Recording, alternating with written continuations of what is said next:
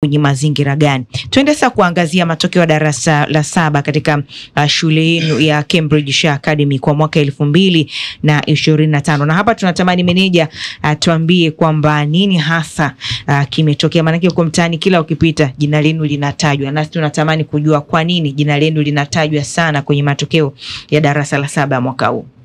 Asante sana mtangazaji. Matokeo ya shule yetu ni kweli ni mazuri sana,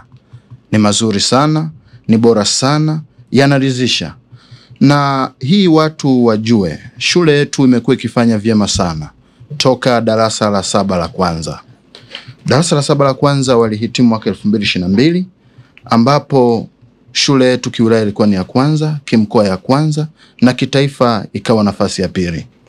Na mwaka 2023 shule yetu kiwilaya ilikuwa ya kwanza, kimkoa ilikuwa ya kwanza, kitaifa ilikuwa ni shule ya 8.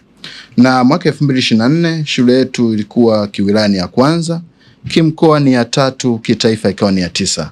Mwaka huu 2025 ambao ndo matokeo yanazungumziwa sana, shule yetu imekuwa ni shule ya kwanza kiwilaya, ya pili kimkoa, ya taifa ni shule ya 5.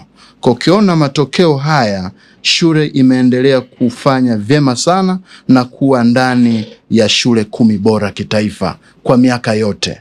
Kwa hiyo niwaambie tu wanaonisikiliza na kuambia kwamba wazidi kutuamini kwa sababu tumeendelea kuwa bora na tutaendelea kuwa bora. Asante.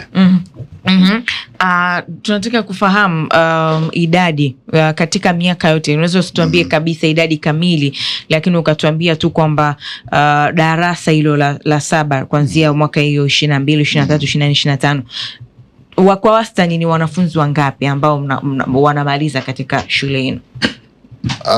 Mwaka hadi mwaka idadi imeendelea kuongezeka. Mwaka 2022 darasa la 7 walihitimu wakiwa 41. 2023 walikuwa 66. 2024 wakawa 58. Na waliohitimu mwaka huu walikuwa ni wanafunzi 71. Kwa hiyo mwaka hadi mwaka wanafunzi wanaendelea kuongezeka.